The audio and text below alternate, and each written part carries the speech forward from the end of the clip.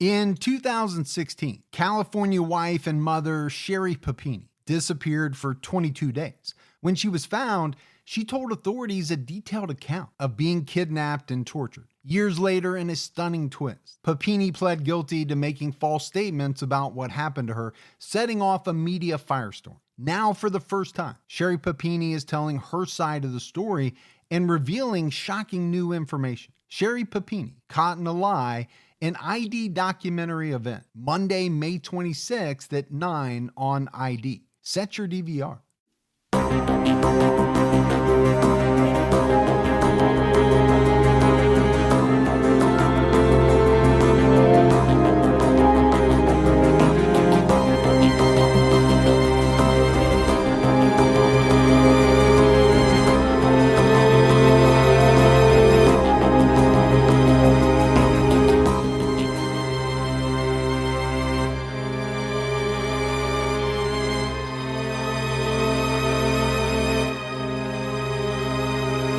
Hello, everyone, and welcome to episode 166 of the True Crime All the Time podcast. I'm Mike Ferguson, and with me, as always, is my partner in true crime, Mike Gibson. Gibby, how are you? I'm good, man. How are you doing? That's the question. How you doing? How you doing? I'm doing pretty good. Good. I actually I had to chuckle for a minute when I said the word Gibby. My daughter is rewatching some old iCarly shows. Right. That we used to watch when she was little. And every now and then I'll walk through and there'll be Gibby with his shirt off dancing on a table. Just dancing, man. And it just cracks me up. That's where I get my dance moves from. Exactly. I aspire to be the same. No, everything's going good though. And I'm excited about the cases that we have on both True Crime All Time and Unsolved this week. But before we jump in, we had some new Patreon supporters. Okay. So let's go ahead and do our shout outs. We had Amanda Tui Price. Hey, Amanda. Naomi Rentmeester. Hey, Naomi. Joanne Blankenship. What's going on, Joanne? Laura Davis. Hey, Laura. Cassie Patton. Hey, Cassie. Haley Maples. What's going on, Haley? Jeff Roberts. What's going on, Jeff? Samantha Ellison. Ooh, Ellis phone. Did you say Ellis phone? Probably. Okay. Yeah. Evie Nunez Teal. Ooh, Evie. That's what I'm going with. I like that. Anita Schaefer. What's going on, Anita? Alexa Cooper jumped out at our highest level. I appreciate that, Alexa. Cassie Para. What's going on, Cassie? Macy Ellis. Hey, Macy. Stacy Coles. What's going on, Stacy? Lacey Valentine jumped out at our highest level. A lot of Macy, Stacy, Lacey going on here. There is a lot of rhyming names. We had Odd Cat, spelled with two T's like T-Cat. What's going on, Odd? Amanda Light. Hey, Amanda. Nora Aboutum. Abuton. Abutam. Abutum. It could be. It could be. Yeah. Randy Luca. Hey, Randy. Fee Roberts. What's going on, Fee? The Guy. Just the guy. Just the Guy. Just the guy. Melanie. Hey, Melanie. And Phaedra Opielski. Hey, Phaedra. So we appreciate all that new support. And then if we go back into the vault, Gibbs, this week we selected Arian Badinger. Hey, Arian. How you doing? Yeah, been with us a long time. We appreciate the new support and the continued long-term support that we get from our Patreon folks. Amazing. We also had some PayPal. Julie Cox. Hey, Julie. Sue Ragland. What's going on, Sue? Christine Hazel. Really? Our good friend. Yeah, appreciate that. Made a sizable donation. Wow. She's doing well, and we're really happy about that. We are. And we hope to see her at CrimeCon again. And we also had Catherine McAndrew, gave a sizable donation. Thanks, Catherine. So big thanks. Big thanks there. All right, Gibbs, right now we have an episode out on True Crime All Time Unsolved. We do. We're talking about the disappearance of Zachary Ramsey. Yeah, what a good episode that is. We're headed to Montana. Yeah.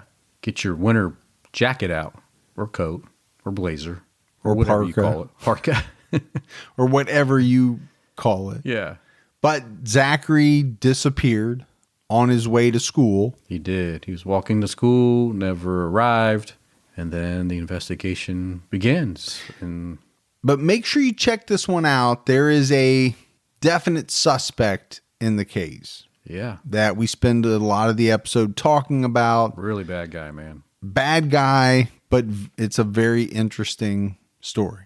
Don't forget about CrimeCon. If you still need tickets, go to crimecon.com use our promo code TCAT20 Yeah. and you'll save a little bit off of your standard badge price. And it makes sure that gets me there. Yeah. I'll show up. And Gibby will have a room. That's what he's banking on. Yeah, I don't want to have to share with Fergie. We talk about this every year. It's not so much that you don't want to share with me. You don't want to open up your wallet to pay for a hotel room. Let's just be completely honest with everyone. If we're actually going to dig into it and get to the bottom line, you're right. Get to the root of the issue. Yeah. All right, buddy. Are you ready to get into this episode of True Crime All the Time? Yeah, let's do it. For the first time, we are doing a Scandinavian case. We've been hinting at it or threatening it, however you want to look at it. This is a strange case. Some of it takes place in the United States. Some of it takes place in Denmark. So we're discussing one of Denmark's most notorious killers, Peter Lundin. Now, I'm going to say his last name is Lundin. Yeah. I think some people over there might say Lundin. Well, I think it'd be Lundin because that's how we would say it over there. And Did you just do that with an Indian accent? I don't know where it went. I think it went Indian. It might have. Almost like Pakistani. I don't know, man. Oh my goodness. You and your accents. But I'm going to say London, and I've got to preface this episode. Gibbs, I called you how many times over the past how many weeks saying this is a tough case to research. Right. First of all, the case was not covered much at all in the United States. That's a problem. It is a problem because it's a huge case in Denmark. Yeah. And I thought for sure that there would have been more coverage on it in the U.S., but I quickly found out that was not the case. No. And so you have that. You also have the fact that it's tough to try to figure out how to pronounce certain names and places. So we'll say this. We did our best. Sure. But I'm saying up front, there's probably no chance that we're going to get all of these correct. Hell, we can't even get them right in an episode in New York State. Yeah, let alone. So, our Scandinavian listeners might want to play a drinking game that involves taking a drink every time we mess up. I think you'll be okay, though, because I did help translate, and I did help with the pronunciation of the words. Yeah, you barely got out the word pronunciation, didn't you? They all were getting ready. We're going to drink on that one. But I will say this. If you're going to do it, I would recommend using something with a low alcohol content for safety. So Peter Lundin was born in Roskilde, Denmark on February 15th, 1972 to Ole and Anna Lundin. And Gibbs, the story of Ole and Anna is an interesting one. In his youth, Ole left Denmark for Canada, and then he made his way to the United States, joined the armed services so that he could serve in the Korean War. That's awesome. It's kind of strange, right? That It a is. guy from Denmark would, by the way of Canada, make his way to the U.S., Right. join the army, get sent over into the Korean War. Now, he ended up being stationed in Germany, and that's where he met Anna. There's a lot of marriages made in Germany with service members. There was. There was. I'm sure there still are some today, Probably but some.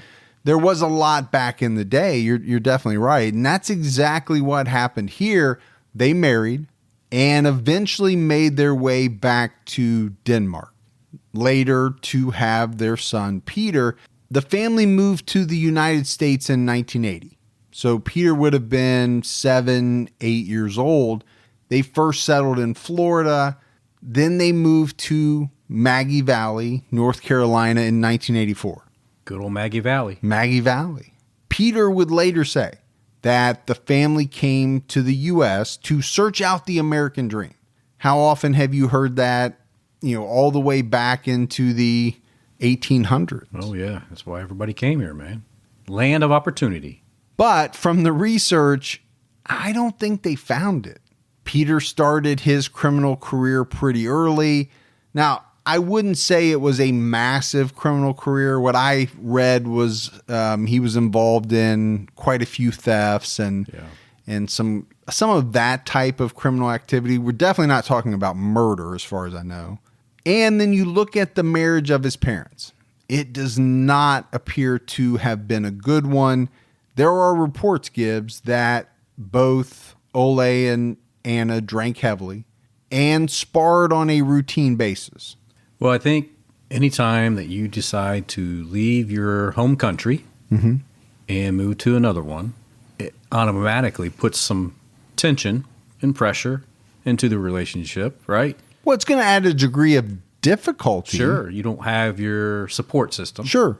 So you add that on top of just a normal, everyday marriage issues. And then you add alcohol into the mix. Yeah, it's going to be explosive. It does make for a volatile situation. As Peter grew older, he too started drinking. He got into drugs, but he also got into the act, this sparring with his family, and especially his mother. It appears as though it was really Peter and his father ganging up on Anna in these drunken altercations. Yeah. And again, I don't know how physical they got, but now I do think it went both ways.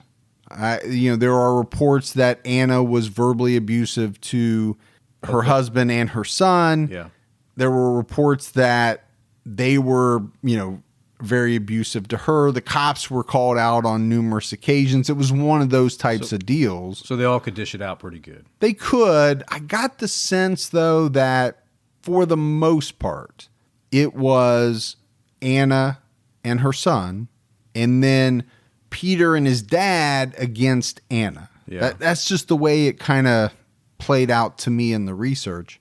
Either way, none of it's good. No. It was not a harmonious family by any stretch of the imagination. The couple split up a bunch of different times. There were times where Ole and Peter would leave.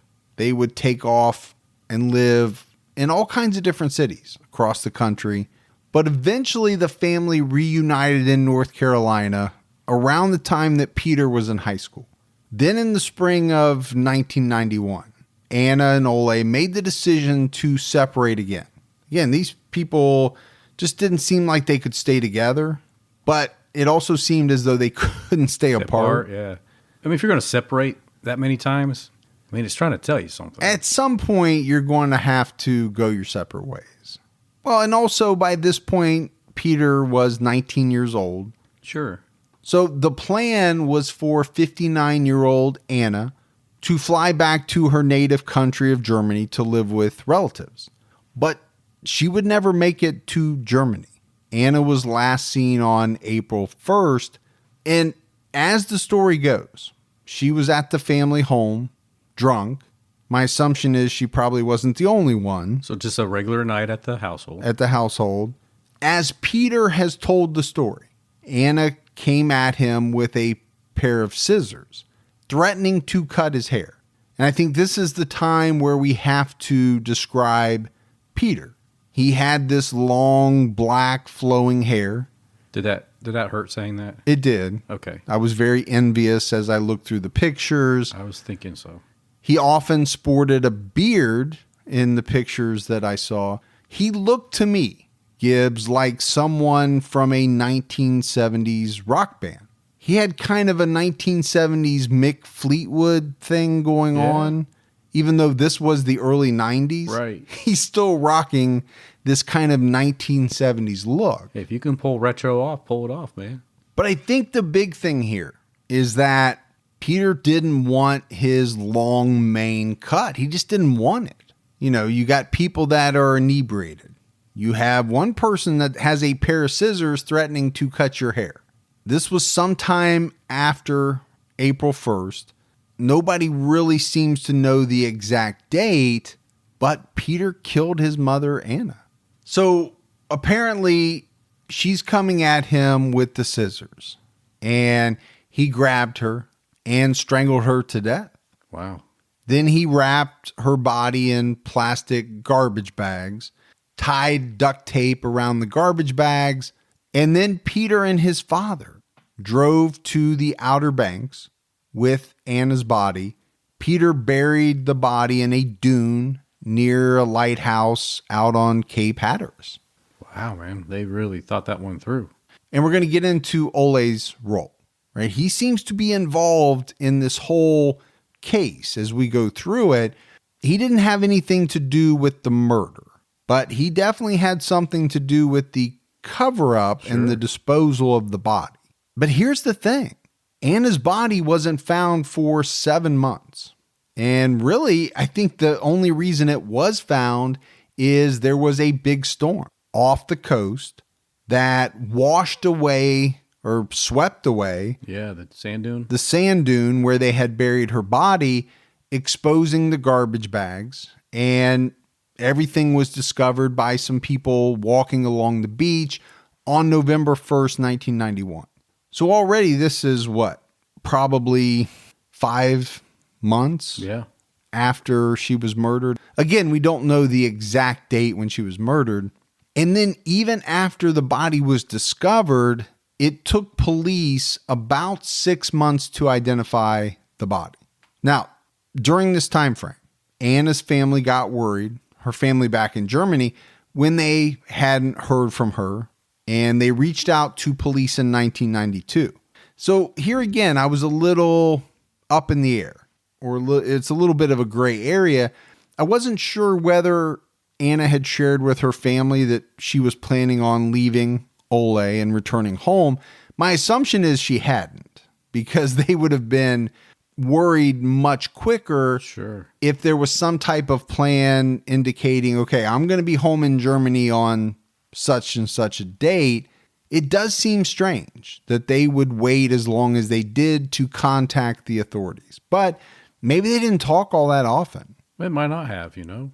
She had been gone from Germany for quite some time.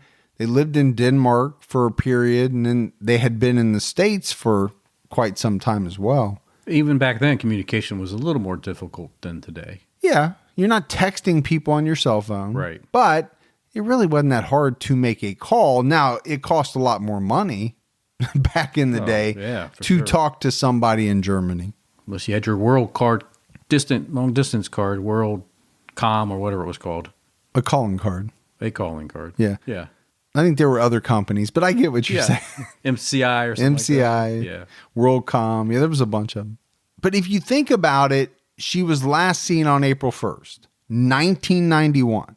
No one contacts the authorities until early 1992. Granted, she probably didn't have a lot of family in North Carolina. I don't know how many close friends she had. It's just strange, right? That much time would go by and nobody jumps up and says, hey, what the hell's going on? Right. We haven't seen this woman in months. We better call the police and let them know. Wonder how long I could be missing before someone would notice. Well, the fact that we put out a weekly podcast. We're going to go with weekly? We're going to go with, a couple of days. You'd be like, hey, where are you? Why are you not here? Since you and I talk quite a bit and we have kind of a schedule to keep, it wouldn't take too long. I guess it would be weird if I didn't respond in any fashion on my phone in a couple days. Well, it'd be very weird since you're glued to your phone like a 12-year-old girl. That hurt, man. You are. Yeah. It's all because of business. It's all business related. But I do think it's somewhat strange how much time went by, but it really was this report of Anna being missing that led police to check the fingerprints of the corpse that was found on the beach against Anna Lundin's immigration papers. Yeah. And they were a match. So right then and there, they knew who they had. But again, quite a bit of time had gone by. So police went to the Lundin home to talk to Peter and Ole, but they found the house abandoned and it had a foreclosure sign on it. The pair had taken off. Sometime after the murder occurred, they headed first to a campground in Tennessee and then eventually made their way to Canada. Because remember, Ole had once lived in Canada. Sure. So he had to have friends. Seemed like probably a natural destination at some point. Police were able to track them to Tennessee, to this campground, to find that they were already gone. So they missed them there. The pair was eventually found holed up in a Mississauga, Ontario hotel room. They were arrested on June 6, 1992. They had to go through some extradition hearings, but then were shipped back to North Carolina. Both Peter and his father spent a year in jail before their trial. It was in July of 1993 that Peter pleaded guilty to voluntary manslaughter, and he admitted strangling his mother to death. The judge sentenced him to the maximum sentence of 20 years. And this was interesting because as I read it, it was much more than the state recommended sentence. Really? Which I think might have only been 6 years or something like that. So the state said, minimum, let's give him 6. Maximum 20. Yeah. And the judge said, you know what? You're getting the maximum. But that would come back under appeal. Okay. So we'll talk about that in a minute. Ole pleaded guilty to accessory after the fact. He received a 2-year prison sentence. So for his role, whatever it was, but it definitely had something to do with transporting and burying the body. He got 2 years. And he already had a year in prison waiting for the trial. And they did get credit for that. Right. So he probably did another year, if that, and he was out. While he was in prison, Peter was interviewed by a Danish television crew for a documentary. And in this prison interview, it's so strange. You can see it out there on YouTube. I can't understand it because it's not in English. But really, what's strange about it to me is that Peter chose to paint the entire right side of his face black. The left side completely normal. Okay. So to him, or I think the way he explained it, was black and white, good and evil. Yin and yang. Or yin and yang. Or that too. Yeah. But you can see pictures of it online. It's a little unnerving. You can watch the video. Might not understand what they're saying, but just to see him, I think, is enough. Yeah, I think it drives the point across. Yeah, he looks much different. The beard's gone. He doesn't so much look like Mick Fleetwood in the 70s. Right. He's got a much different look to him. A little scary. Yeah, it's something different. And I think the interview was a little unnerving as well. There was a Danish paper that I can't pronounce, or I would say what it was, who reported that a psychiatrist viewed the interview and said that Peter Lundin ticked off 39 of the 40 boxes on the psychopathy checklist. Really? 39 out of 40. Wow. I mean, one more and you are at the top of the heap. Exactly. I know you had, what, 32 out of 40? I thought that was pretty bad. Yeah, but I held back a little bit. yeah, that's the problem. If you're not going to be truthful, we don't get the full measure. Yeah, I got to leave something in reserve. Don't let allergy season slow you down. Get common allergy meds for as little as $15 with GoodRx. So you and your family, pets included, can stop allergy symptoms before they start. GoodRx is free and easy to use. Just search for your prescription on the website or the app, compare prices, and get a free coupon to show your pharmacist. Save at over 70,000 local pharmacies nationwide, including Walmart, Walgreens, CVS, Publix, Kroger, and many more. Check GoodRx before every trip to the pharmacy to save up to 80% on both brand and generic medications. And did you know, GoodRx rewards you for saving money too. Join GoodRx Rewards today and earn points every time you use a coupon. Remember, GoodRx is not insurance, but works whether you have insurance or not. And it could be your insurance copay price. I've been using GoodRx for years, and I can't tell you how many times I have saved money even with my insurance. Stop allergies before they start and save big on allergy medications this season with GoodRx. Go to goodrx.com/TCAT. That's goodrx.com/TCATT. You know, once the temps start rising, I realized I was back in the same worn out rotation. Same tank, same shorts, same everything. So I gave my daily uniform an upgrade with Quince. Their pieces are easy, elevated, and somehow make me feel more put together without even trying. Like they're 100% European linen shorts and dresses from $30. Luxe swimwear, Italian leather platform sandals, and so much more. The best part, everything with Quince is priced 50 to 80% less than what you'd find at similar brands. By working directly with top artisans and cutting out the middleman, Quince gives you luxury without the markup.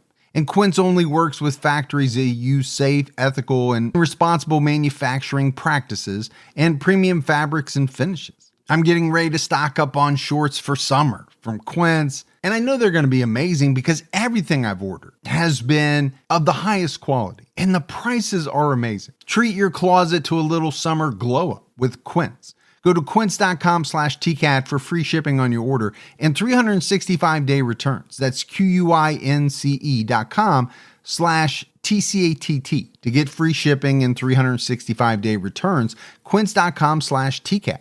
But here's the thing. He does this interview. It's shown on Danish television. I don't think it was that hard to tell that Peter Lundin had something going on. Yeah. Something that maybe you might not want to be a part of, but it didn't stop a boatload of women from contacting them after they saw him on television and saying, hey, or as you would say, how you doing? How you doing? I don't get it, Gibbs. What is this infatuation that some women have with quote unquote bad boys behind bars? I think that's it right there. Bad boy. And he's behind bars, so he's not attainable. But so you can, I think maybe they feel like they can flirt with it and know that they're still kind of safe. Yeah. Well, they're going to do more than flirt with it. Oh, well, there's that too. He started getting marriage proposals and ended up marrying a Danish woman named Tina in prison in 1996. There you go. So I get it, right? You kind of have a fascination or an infatuation, if you want to call it that, with a bad boy who did something they shouldn't have done. You're writing letters back and forth, whatever. Yeah. But when you take the step of flying from Denmark to North Carolina to marry this man that you saw on television, you're taking it up a notch. That's a huge notch. And that's what this woman did. Peter's defense team appealed his sentence on the basis that the judge erred when he handed down such a harsh sentence. This is kind of what I was foreshadowing. And really, it was based on the fact that the judge said that the manual strangulation, the act of Peter using his hands to strangle his mother, showed malice. Now, seems to me that it would show malice. How can you strangle someone with your bare hands and it not be malice? Yeah, it's not absence of malice. I like that. It's not. Isn't that a movie too? It is. Paul Newman. Is that where you got it from? Paul Newman.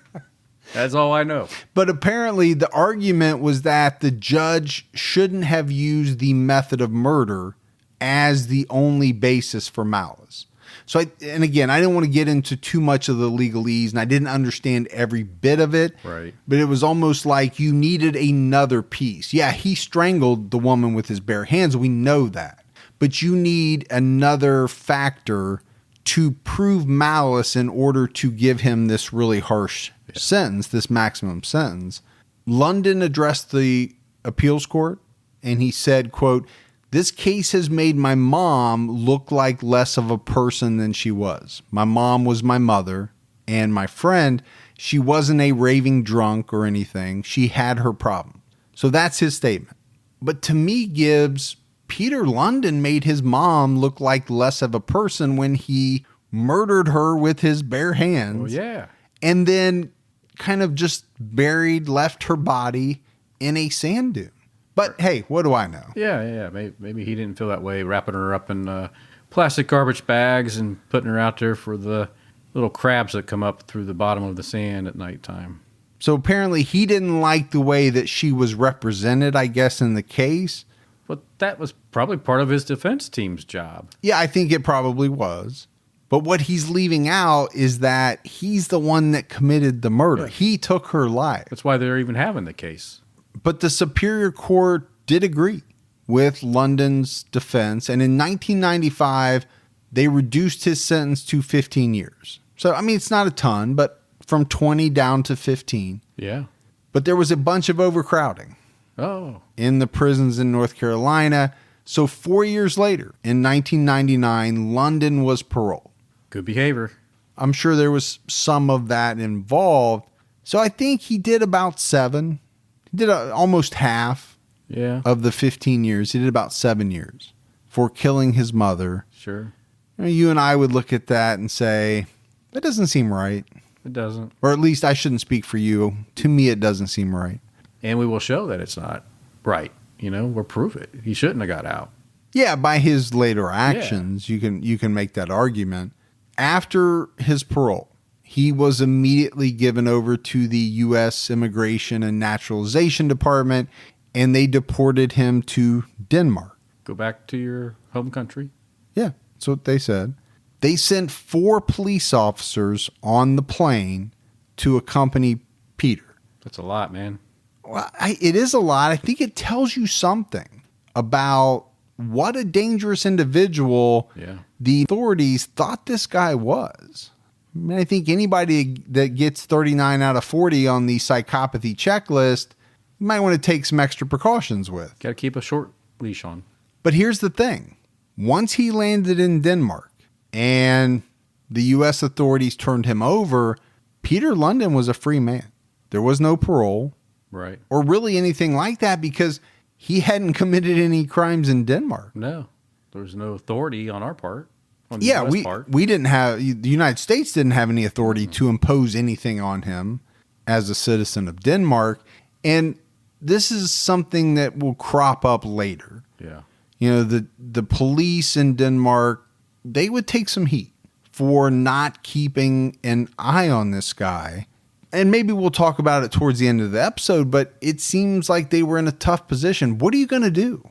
You going to put 24/7 surveillance on this guy for what? He hasn't committed a single crime in Denmark. He did his time in another country. So I don't know what you really could do. Police fly back after they grab a Danish. Sure. While you're in Denmark, you grab a Danish, but can you really ask for a Danish? That's kind of wrong, isn't it? It might come off as you're asking for a person. Yeah. I don't know. I was wondering, what do they ask for when we ask for a Danish? Lottie will let us know. Or some of our other friends. I wonder what they ask for. Well, I'm sure they have another word for it, too. Maybe. Pastry? No, something very hard to pronounce if you're from the United States. There's one thing I learned doing this episode is that language has a lot of what I would call strange rules. Yeah. Right? Now, we have some rules, right? I before E, except after C, or whatever. Whatever those. Is that the rule? You're asking me? I don't know. I think that's cool. You're asking Yeah, why would I even ask you? I don't know. Well, you're an English professor. Well, that's true. But they have a lot of rules, and they have a boatload of vowels. Like way more vowels, like 20 vowels. Are they the ones that do like the double U, but they put it as one U, but put the little dot on top so there's 2 U's? I don't know. There's a lot of symbols and a lot of dashes and a lot of marks. So Peter's in Denmark, and he moved in with his wife, Tina. Remember, he's still married to a woman that lives in Denmark, so he moves in with her. This is a relationship, Gibbs, that I think was very rocky. Now, it probably was a bed of roses while he was locked up, right? You and I have talked about this in previous episodes. What else does an inmate have to do except write letters, flowery letters, showering women with, all of these things that they want to hear? Sure, because he's got the time to craft the perfect message. And he's not going anywhere. But once he gets out and, he's living with this person day in and day out, guess what? The real Peter Lundin is going to come out. Is it that song you sing sometimes, The Freaks Come Out at Night? I hear you singing it sometimes when I'm just coming in the studio a little early and you don't know I'm here. Well, because I know you're about ready to come over. That's why I'm saying. Nice. I walked right into that. But when I say the real Peter came out, what I really mean is there was a lot of fighting. in this relationship. And I believe that Peter was very abusive to his wife, Tina. Peter and Tina did have a son named Nicholas in early 2000, but it was really after the birth of Nicholas that the relationship ended. Peter was 28 years old and he began a relationship with a woman, a 36-year-old Marianne Peterson. Marianne was a widowed sex worker who owned a brothel. And I've seen some varying reports on this, Gibbs. I've seen some that have said Peter was working as a bodyguard / handyman at the brothel. But what is known is that Marianne had two sons, 12-year-old Brian and 10-year-old Dennis, and they lived in what I'm calling Rodover, although the real pronunciation is probably somewhere closer to Wodover. Wodover? Yeah. As I tried to look some of this up, even the here's how you pronounce it videos, right, I couldn't understand. Wow. It sounded like Wodover. Wodover. But I'm calling it Rodover or Rodover. And again, it was reported that Peter was violent with Marianne as well and often stole from her. So this is not a guy that you really want to get into a relationship with. None of his relationships have worked. Why do you think that is? Well, we know his background. Yeah, my guess is that he modeled behavior that he saw as a child on a daily basis, right? His parents fought a lot. He thought, okay, this is what you do. This is how you treat women. I'm sure his father didn't treat his mother very well. His mother was an alcoholic. She didn't treat everybody very well. It was almost like we need to be contentious at all times. And I'm carrying that over with me into my adult life. Yeah. It's not going to be good for any of his relationships. Well, no, because he doesn't know how to have one. Not a good one. Not a good anyway. one. Right, yeah. But then Marianne and her sons went missing. Their disappearances were reported on July 3rd. And I guess Peter told people that they were on vacation and that he was painting her house. Unfortunately, they were not on vacation. No. Peter Lundin killed Marianne and her two sons by snapping their necks. Up close and personal, man. Yeah. Wow. Yeah, that's somebody really wanting to have control of the situation. I would agree with you, especially the way I look at it is they want control over the other person's life. Yeah. You know, it's one thing to shoot somebody from a distance. I mean, obviously not good, but as you and I have talked, manual strangulation, using your hands, it's almost like a different thing. Very up close, very personal, you know, whether you're strangling or you're snapping somebody's neck or whatever it is. Yeah. It's not like shooting somebody from 30 yards away. No, it's much more intimate for sure. Yeah, definitely. So after he killed Marianne and her sons, Peter went out. He needed some supplies, Gibbs. He has a big mess ahead of him because he'd made the decision. He had to get rid of these bodies. And to do so, he had to cut them up. Yeah. So you're going to need some supplies for that. You're going to need an axe. You're going to need a saw. You're going to need cleaning agents because none of this is going to be easy and none of it's going to be clean. He used an axe and a saw to cut up all three bodies into smaller pieces. He then put the pieces of their bodies into garbage bags and, like we've talked about in other episodes, drove around essentially placing these garbage bags in dumpsters or in various locations. That's how he got rid of the bodies. Well, he had some experience, right? He knew how to take care of his mom's body. He did, but that was done in a much different way. Now, you could ask the question, did Peter Lundin learn from maybe what he thought of as a mistake in his first murder? Oh, I think so. Because he didn't cut up his mom's body and it was found. So now he's murdered again.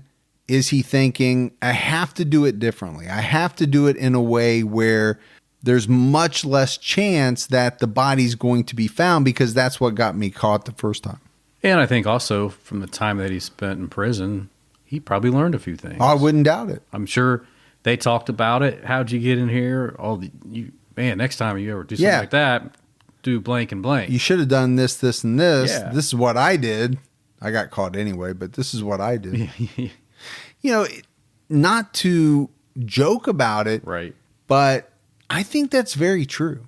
We've seen it in a number of killers where they spend time in prison and they use it as nothing more than almost like a higher education.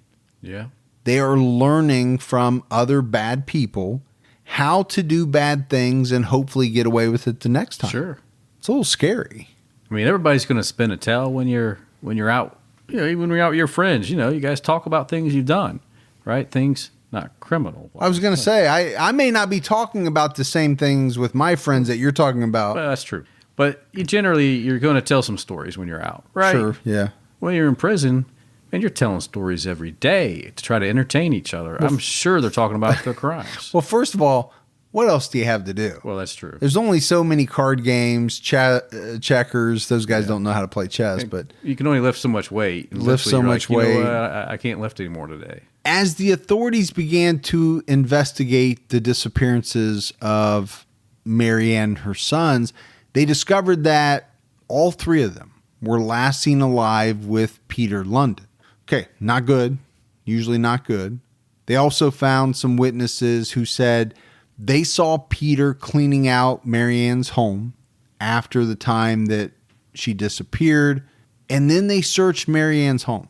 And I think police were shocked, Gibbs, because despite the fact that Peter had tried to clean up the house, police technicians got inside. They found evidence of blood everywhere. Yeah. I mean, all over the house. They apparently found some human tissue as well. They found knives and other items with blood on them. In initial reports to the press, authorities called it a bloodbath. They referred to it as a slaughterhouse. That's rough. And this was after the cleanup. This is why you have to burn the thing to the ground. In the garage, they found tons of marks on the floor. Yeah. That appeared to have come from, some type of sharp instrument striking the ground. Sure. Repeatedly. Cutting up the body. And obviously we know that's going to be the axe coming down. It's kind of gruesome to think about. Pretty tough, though, to use an axe and cut through something without damaging, let's say, a garage floor. You're going to leave marks. Oh, for sure. We've heard about people doing it in the bathtub. There's just no way to do it without nicking something. No. You're going to leave something behind for the police to find. They found blood in Marianne's car. So I said, Peter tried to clean up the crime scene, but obviously he didn't do a bang-up job. Maybe he should have called Molly Maids or somebody like that. Yeah. But let's face it, the dismemberment of 3 bodies, that would be horrific to even carry out.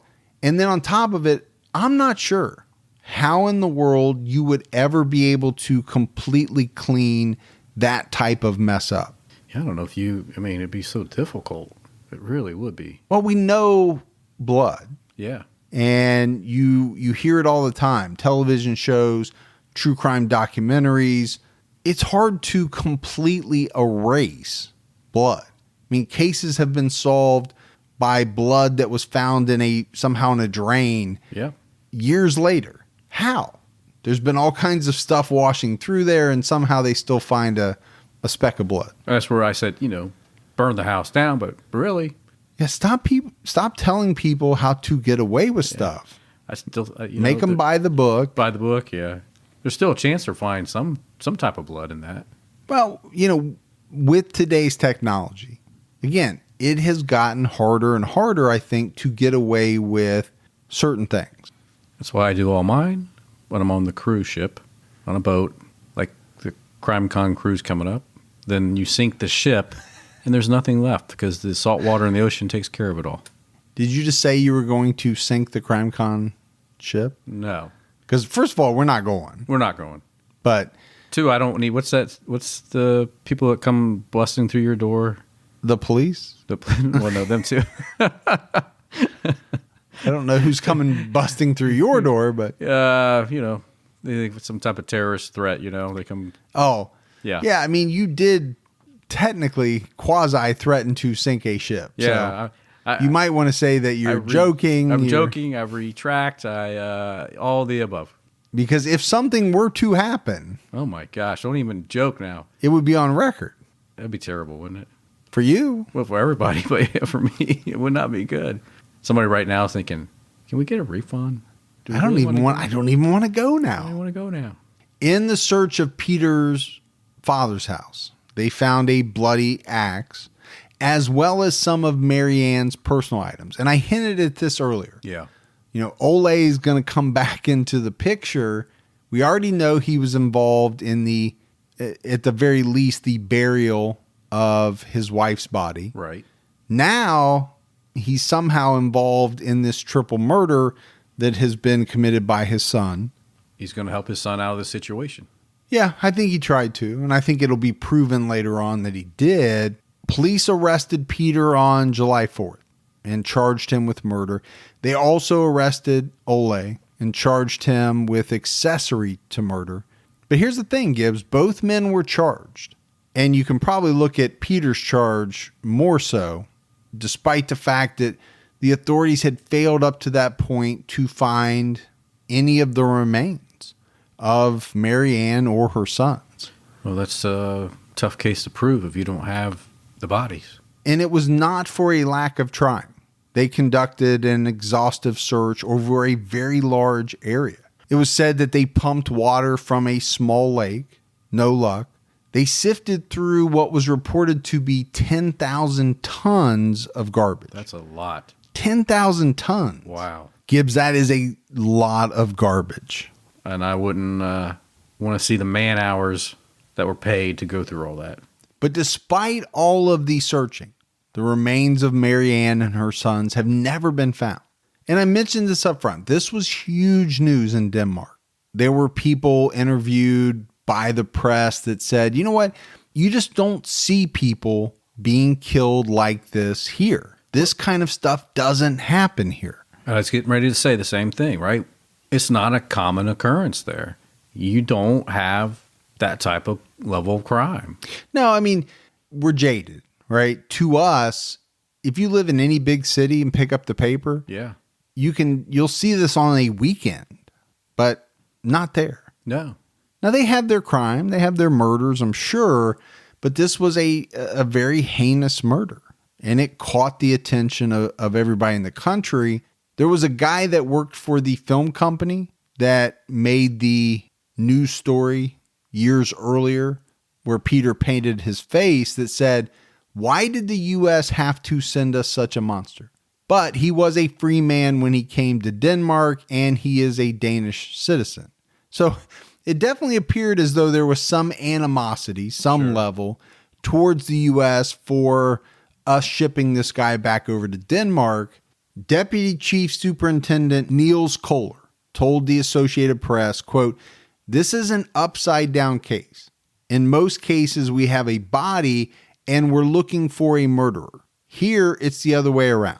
That's a good point. I mean, you have this really bad guy, and he did this really bad thing, but you're missing the critical piece. The bodies. The bodies. And without those bodies, it makes it really hard to prosecute. My wife and I do a lot of shopping online, and we always use Rakuten. Rakuten is the smartest way to save money when you shop because you earn cash back at over 3,500 stores. We're talking fashion, beauty, electronics, home essentials, travel, dining, concert tickets, and more. Your favorite stores like Macy's, Nike, Sephora, Dyson, and Lowe's. And that's just to name a few. Pay Rakuten to send them shoppers. And Rakuten then passes on a part of that payment to its members as cashback. Cashback is deposited directly into your PayPal account, or Rakuten can send you a check. You can even maximize your savings by stacking cash back on top of other deals, like store sales and coupons. You're already shopping at your favorite stores. Why not save while you're doing it? It really is a no-brainer. Membership Membership is free and it's easy to sign up. Get the Rakuten app now and join the 17 million members who are already saving. Cashback rates change daily. See Rakuten.com for details. That's Rakuten. Your cash back really adds up. Hey folks, see if you've ever had this problem. You're trying to eat a little healthier, but you're in the grocery store aisle, you're looking at packaging, nutrition labels, and they're so confusing, you don't know what's good for you and what's not. Well, this is why I love Thrive Market, my go-to online grocery store for getting all of my healthy essentials delivered, and I don't even have to leave my couch. Finding better options for the whole family is easy with Thrive Market's Healthy Swap Scanner. Just scan a product and it instantly recommends healthier swaps. This is how my wife and I found our new favorite snack, IQ bars. Sometimes I eat one in the morning with my coffee, sometimes just later on in between meals. They also have so many on-site filters that make it simple to shop by the needs of everyone in the family. Maybe you have someone who needs gluten-free food, somebody that has a peanut allergy. Well, no more scouring ingredient labels when you can just filter it all on Thrive Market. My wife and I often use the high protein filter to stock up on things like Sieti chips. Ready to make the switch? Go to thrivemarket.com/TCAT for 30% off your first order, plus a free $60 gift. That's THRIVE market.com/TCATT, thrivemarket.com/TCAT. Now, one of the things that the authorities in Denmark did was they reached out to North Carolina investigators, and those investigators traveled to Denmark to help provide information about Lundin's earlier murder conviction of his mother. The FBI office at the U.S. Embassy in Copenhagen also helped out. And when they began talking to Peter, this guy was all over the map, right, about the disappearances of Marianne, Dennis, and Brian. He initially said he didn't know anything about it. And then he concocted a story that had Marianne killing her two sons, him discovering this and being so enraged that he killed Marianne. This was one of his stories. Then in October 2000, he finally admitted in a preliminary court hearing that he killed them all. He killed Marianne, he killed her two sons, but he claimed their deaths were an accident. He said that he and Marianne got into an argument over his suspicions that she was having an affair. The argument turned physical, and the two boys, Dennis and Brian, jumped on his back trying to defend their mother. Lundin claimed that the boys bit him, and that's when he flew in a rage. He broke both of their necks and did the same to Marianne, but it was an accident. Oh, so that's not really an accident. Yeah. It's not the definition of an accident. Yeah, I'm sure he crafted it in a way that, okay, these kids were jumping on my back. We all fell down. I fell down on top of them. Yeah. Snapped their necks. And then somehow I accidentally snapped Marianne's neck. But again, what kind of story are you going to craft that's going to be credible to breaking the necks of three people at the same time? Not many. I mean, maybe say you had a moment of insanity and you... Right, but that's not what he said. No, I know. He tried to say it was an accident. Now, if it was one of the boys, okay, maybe you could make that argument. We were horsing around. Right. I fell over on top of him and something happened. But three people? 3 people is not an accident. Then he said afterwards he dismembered their bodies and disposed of everything in an effort to cover it up because he was afraid. Yeah, that's what you do when you have an accident. You mutilate 3 bodies. Makes no sense. No, it doesn't. And you know, authorities hearing all these different versions are thinking, okay, that one doesn't make sense. You want to tell something else? That one doesn't make sense either. Let's try something else. So Peter Lundin's going to go to trial. He's in jail, awaiting that trial when he got the living shit beat out of him. Oh, good. And I know you always like that. Apparently, Gibbs, prisoners in Denmark, just like here in the U.S., don't take kindly to people that hurt children. And that's good. That's the one good part about prisoners. In prison. Yeah. There's not many as far as I know. Right. Good things about it. You're saying that's the one good thing about it. They do the things that a lot of people feel should be done. But couldn't do themselves. Exactly. Yeah. I get what you're saying. You know, when you think about a pedophile or a person that murders a child, a person that sexually assaults women. Yeah. These are, as we've often said, on the lower rung of the prison social network, or however you want to say it. And there is in prisons a form of justice that they carry out against these people that they see as lower than them. Now, they could be in there for killing 20 people. They could be. Doesn't matter. They're looking at somebody that hurts children or hurts women or whatever as low lifes that need to be taken care of. Apparently, they broke his nose with like a lead pipe or something. Man. Yeah, they put it on him. Well, you know. And I know by the way you're smiling, I can take it that you're very sad for him. Yeah, you know. Good for them. So we get to his trial in 2001. And Peter Lundin stuck with the story that the murders were an accident. Yes, he killed them. Yes, he cut them up, but it was an accident. I don't know how you argue that the dismemberment was an accident. I don't think the axe slipped out of your hand 100 times and all of a sudden they were dismembered. But I guess at that point, Gibbs, what else do you have to lose? You know, unless the authorities are going to offer you some type of sweet plea deal, which I don't believe they were, they had so much evidence against this guy. Yeah.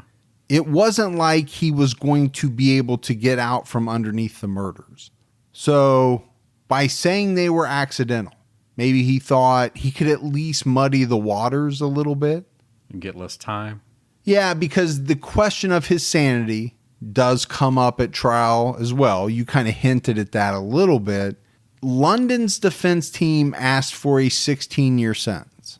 But at the conclusion of the trial, Peter Lundin was found guilty and sentenced to life in prison. Now, you know, we here in the U.S. hear somebody gets life and we think, it's pretty routine. Yeah. I don't think it is in Denmark. I think it's a pretty big deal to get a life sentence. I could be wrong about that. I took that from some of the reading. And we've talked about sentences imposed in other countries before. There's no doubt the U.S. is pretty darn harsh. Oh, by far. When it comes to sentencing compared to many other places in the world. Right. Peter's father, Ole, was sentenced to 4 months in prison, but it wasn't on the accessory charge. I think he got the 4 months simply for being in possession of the stolen items from Marianne Peterson. Yeah, I think he got off kind of light for his role in that one as well. Yeah, it was a little fuzzy, to be honest with you, exactly what his role was. Okay, they found the bloody axe at his house. Did he know about it? Did Peter come over one night and say, hey, Dad, I've done it again. Right. Take this axe, hide it for me. Maybe, but I don't know that. I never found it anywhere where it came out like that. Right. But it's pretty hard to explain both things, right? Why do you have this bloody axe that most certainly was involved in the crime? Yeah. And on top of that, you're in possession of items that were stolen from Marianne's house. And I asked myself, I say, Mike, if you did this terrible act with this axe, why do you keep it anyway? I never understand that. Why? Yeah. You can replace an axe. I mean, I'm glad they kept it. Sure, because that probably helped nail him. Yeah, but why do you do it? I agree with you 100%. When we're trying to make sense of not only why people do what they do, I think that's very tough to make sense of, but you're also looking at what did they do afterwards and why did they do it? Yeah. Right. An axe costs what? I don't know, ballpark. Buy an axe for $20 probably. Oh, yeah. Maybe less at the places that you shop. Even if it cost $100. Yeah. Why would you ever keep it? Throw it somewhere where nobody is ever going to find it. It's not like you need to use it again. Just go buy another one if you ever needed a new axe. Exactly. I'm right with you. I don't understand. But again, I always go back to, okay, are these people really not that bright? Or are they so impulsive in their murderous fantasies, and I'm not sure this guy had fantasies, but murderous rages, that the things they do after the crime, they're not thinking through logically the way that most people would. I think it's a combination. I think it is too. That, plus they're just not that smart. Plus there's a little bit of, I think they're a little cocky or overconfident. Yeah, arrogance maybe. They won't find out. I'm good. I mean, you could say the same thing about last week's episode with Robert Leroy Anderson. Yeah. Right? Those jeans that we talked about. What did jeans cost? $30? Hey, $10 at Old Navy. $12 at the place that you shop. But regardless, $30, $100, $200, is it worth going to prison for the rest of your life? Get rid of them, burn them, sink them. And again, I don't want people to think we're not trying to tell people what to do. We're dissecting what these people have already done and trying to make sense of it. The problem is you can't make sense of it because it doesn't make sense. Right. But yeah, either they're too stupid, too confident, or in the middle ground there where they just were, during the crime, they were one thing. After the crime, they weren't thinking again. Yeah. So Lundin's in prison. In 2002, he was beaten again by some inmates. This time, Gibbs, they hit him in the head with a frying pan. Oh, man. The good old frying pan. I mean, it's like a freaking cartoon. Something you'd see in a cartoon. In an old cartoon, right? Old cartoons were extremely violent. They were. If you think about it. Tom and Jerry were beating the shit out of each other. The Roadrunner and the Coyote, Mickey and Minnie. I don't know what kind of message we were being sent back then as kids. I don't know. But one thing I want to talk about, as we're kind of going into the end of this episode, the dynamic between Peter and his father was so strange to me. We mentioned it, right? Ole definitely helped in the burying of Anna's body. Yeah. Not only Peter's victim, but his wife, right? Ole's wife. Sure. Then years later, he just happens to have the bloody axe at his house. You can ask the question, did he know about the bloody axe? Was it put there by Peter without his knowledge? I don't know. Or was he once again willing to help out his son? I think given the first murder and what he did, it's kind of hard to give him the benefit of the doubt the second time around. But it goes to that question. What are you willing to do for family? What are you willing to do for your own blood, your kid, your son, your daughter? How far are you willing to go? Well, apparently he was pretty much willing to do whatever. Yeah. But it's definitely not normal father-son type of things, to say the least. No. Lundin was involved in a number of interesting things while he was in prison. Somehow, Gibbs, he found 2 more women to marry. Well, there you go. He married a woman named Marianne Polson in 2008. The marriage lasted 11 days. But she can say she married a convict. She can. I don't know why she would want to, but she can. Then in 2009, he met a woman named Bettina, and the two got married in 2011. They had a son in 2014. And one of the things I read, Gibbs, was that reportedly they were allowed to spend 48 hours a month alone in some type of prison apartment. Oh, 2 nights, huh? Yeah. That's 2 full days and nights. Yeah. Wonder what they were doing. Well, I can pretty much guess what they were doing, but I don't think it's right. I don't think it's right for this guy who murdered a mother and 2 children to be getting more action on the inside than some guys get on the outside. I don't like it. Me neither. You especially should not like it. I don't. This marriage lasted until 2017. Bettina later told a Danish outlet that the marriage was hell. This is where I really got into trouble trying to translate some of these Danish articles. Right. She said that the entire time they were together, it was essentially all about keeping Peter happy. He demanded that she visit him daily. She ended up moving closer to the prison just so that she could go see him every day. After the relationship ended, she said she never wanted to see Peter again and didn't want her son to ever see him either. Guess it finally sunk into her on what she married. Yeah. Yeah. She was with this guy for 9 years. Yeah. And what? all of a sudden realized that, hey, this might not be such a great guy. Right. Had a child with this man. Now I know why he was in prison, you know? But Tina has since come out and said that she believes the prison system shouldn't have made it so easy for her to visit, fall in love with, and be exploited by a convicted killer. Yeah. I would ask, why did you even initially write to him? That's the thing. Okay. Why? And I think she did as part of some kind of school project. Yeah. I think she was rather young at the time, to be honest with you. But then to keep the relationship going, to get married, to have a child with this person, and then to come back and say, well, the prison system shouldn't have let me do all that. Right. Well, you made some decisions there too. I don't want to badmouth the woman. No. And I would say, again, these guys have nothing but all day long to figure out what their response is to your letters. So they have all the time in the world to make the most perfect letter coming back to you that's going to make you go ooh and ah. Sure. Because they don't have to respond to you face to face. They've got time to look things up. They've got time to, massage that letter. Right. To be like the thing that just melts your heart when you get it, when that's really not who they are. They might ask Bubba in the next cell if he'll proofread. Yeah. Maybe spray a little of his cologne on there. How can I sweeten this up a little bit? Go all out. Yeah. The one thing I did find interesting is, I swear, Gibbs, there are more articles online about Bettina than there are about Peter Lundin. Wow. There are so many articles about her and what she's gone through, I guess because she's given so many different interviews.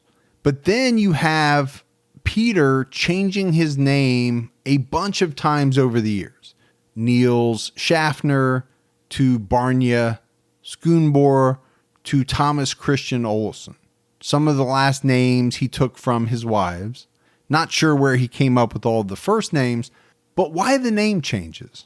Everyone knows who you are. Yeah. Everyone knows where you're at. It's not like you're out among the people in the community and you need to hide your identity because you don't want them to know what you've done. Yeah. No, that's not me, man. I'm not that guy. I'm this guy. You're in prison. You're never getting out. Why do you keep changing your name? Yeah. Who are you hiding from? I could change my name, but you already know what that name would be. I'd only change the one thing, man. Rex West? That's it. Okay. If we do another podcast, we'll go as Rex West and Mike Concho. There you go. That'd be good. And we're talking a deeper voice. Lundin also sued a number of people over the years for libel. Apparently, he didn't like people talking bad about him. Oh, well, get ready. Like, really, what are you going to say about this guy, Gibbs, that is worse than what he actually did? Right. And it's the reasons why he sued that grabbed my attention. He sued one journalist for calling him a psychopath, which, when you score 39 out of 40 on the checklist. I mean, the test is already saying it for you. Yeah, the test is kind of calling you that. He sued a lawmaker after she called Peter, quote, as blunt as anyone can be. Blunt. She just used the word blunt, and he sued over that. Okay. Saying that was defamatory. He sued some journalists for writing that he was behind some kind of drug deal in prison. And there is something to that. He was caught a number of times with drugs in prison over the years. It was like he was just trying to grab money from people. Maybe so he could get more ramen noodles. Probably. I don't know. Quick little settlement. Hey, I'll make this disappear. I actually think he did get some money out of one of them, which is kind of sickening. It is. Really. I'm sure they just did it because it was cheaper than probably filing the paperwork to fight him.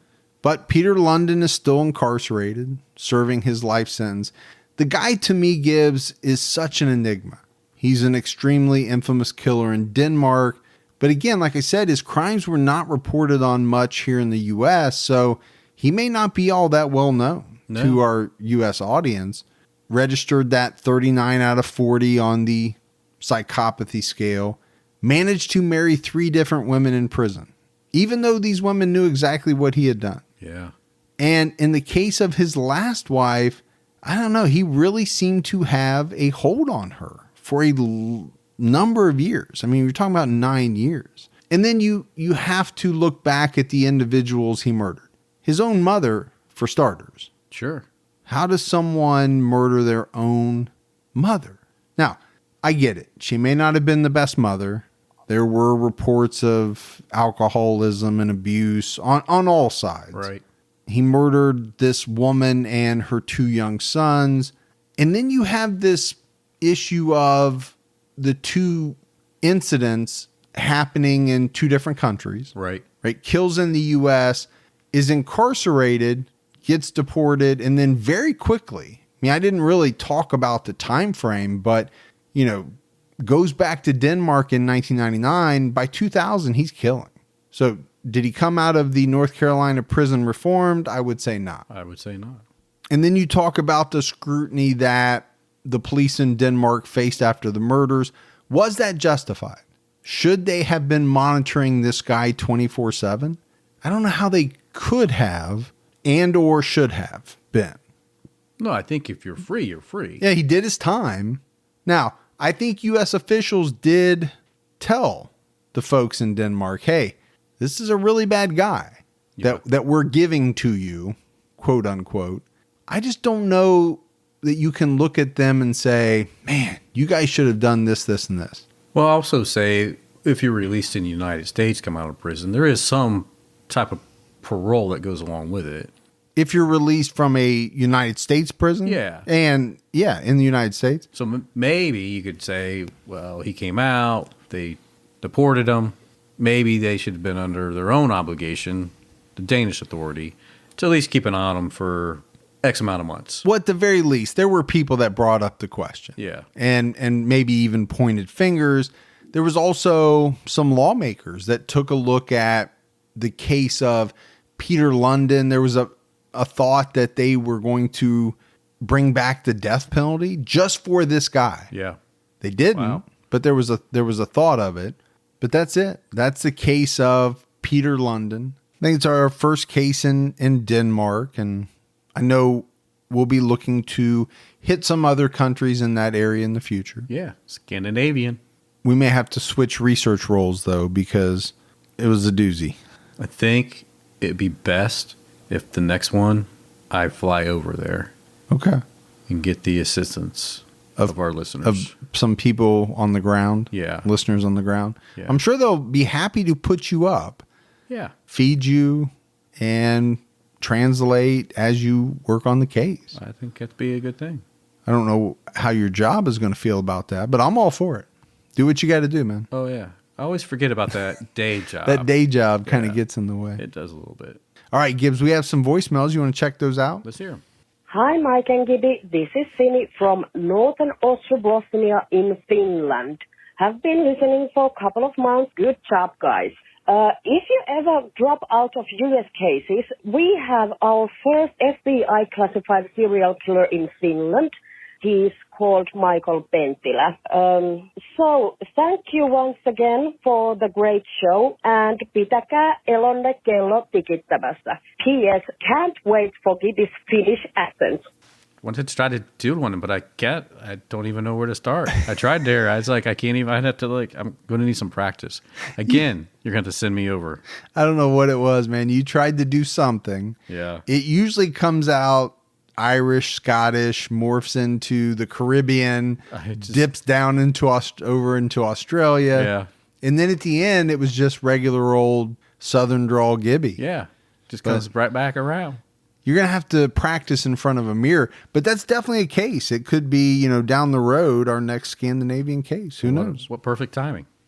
Hey, Mike and Gibby, this is Carrie Cohen from Phoenix, Arizona. I just wanted to give you guys a shout out for being basically my favorite podcast right now. I work in an aquarium store in the mornings cleaning fish tanks, and it's kind of boring back there with nothing but running water, so it's good to have some stories going on. And you guys teaching me about a lot of cases that I didn't really know a lot about before.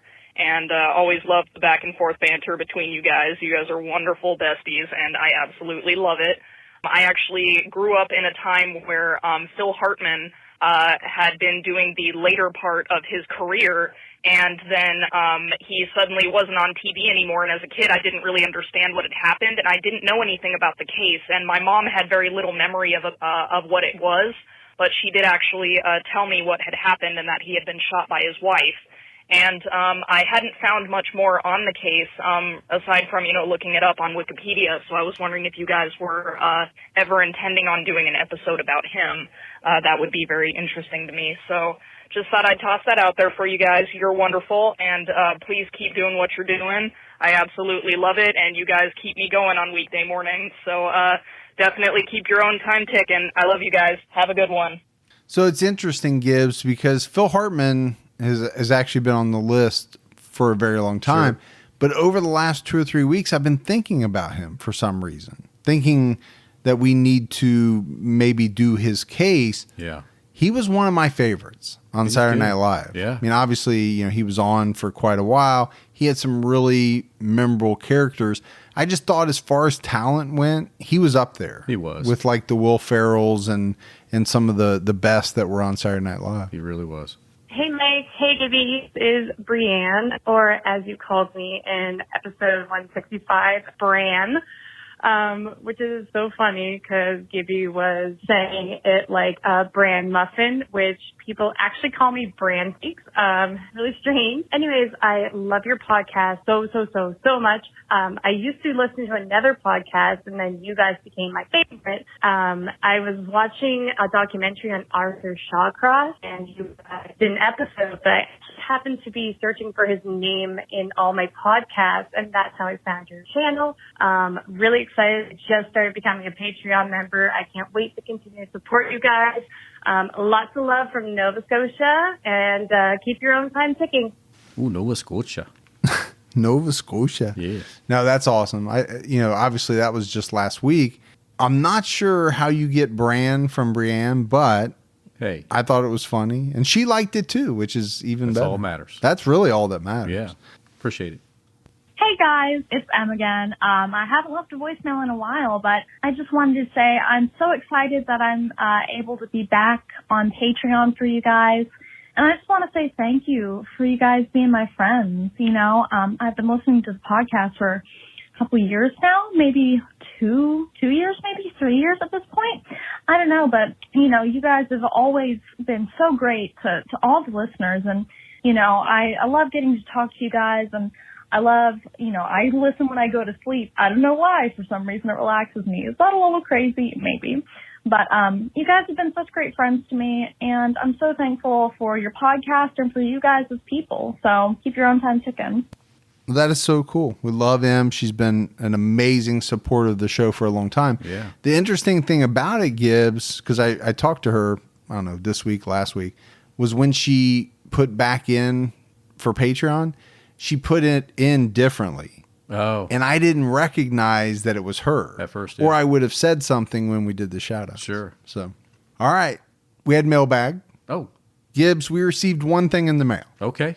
And it's a piece of art. It's a nice piece of art. It's both strange and provocative. Yeah. Basically, it's a mustachioed man staring at some naked women in various poses, but the poses all come together to form what appears to be a skull. Yeah.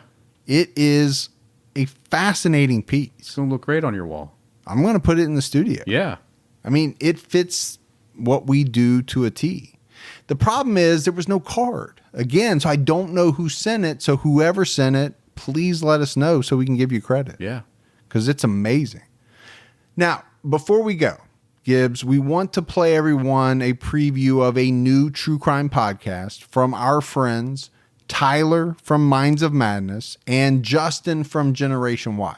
So listen to this short preview of their new podcast called Deadly Misadventures. Wondery Plus presents its newest podcast, Deadly Misadventures, hosted by Justin from Generation Y and Tyler from the Minds of Madness.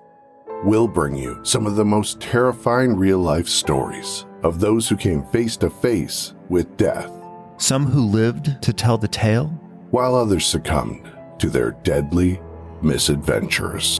I'm gonna do bad things, do it like it's nothing. Being bad has never felt so good. doing bad things to you. You know the odds. The stakes are high. Care to take your chance with Lady Luck? To hear all Deadly Misadventure episodes exclusively ad-free, just visit Wondery.fm/deadly to start listening now. Doing bad things to you.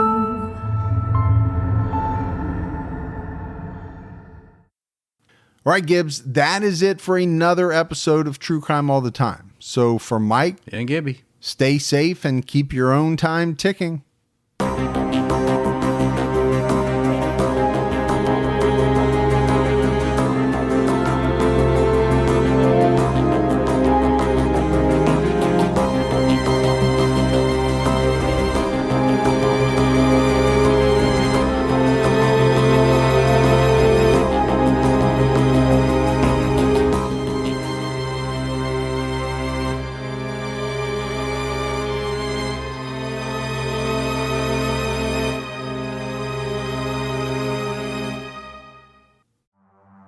In the early hours of December 4th, 2024, CEO Brian Thompson stepped out onto the streets of Midtown Manhattan. This assailant pulls out a weapon and starts firing at him. We're talking about the CEO of the biggest private health insurance corporation in the world.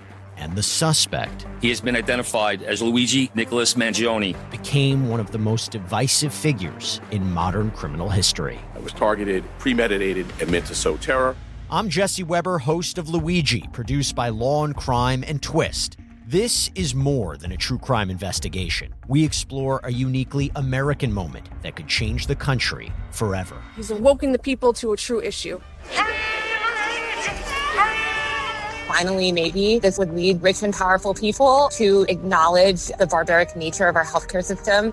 Listen to Law and Crime's Luigi exclusively on Wondery Plus. You can join Wondery Plus in the Wondery app, Spotify, or Apple Podcasts.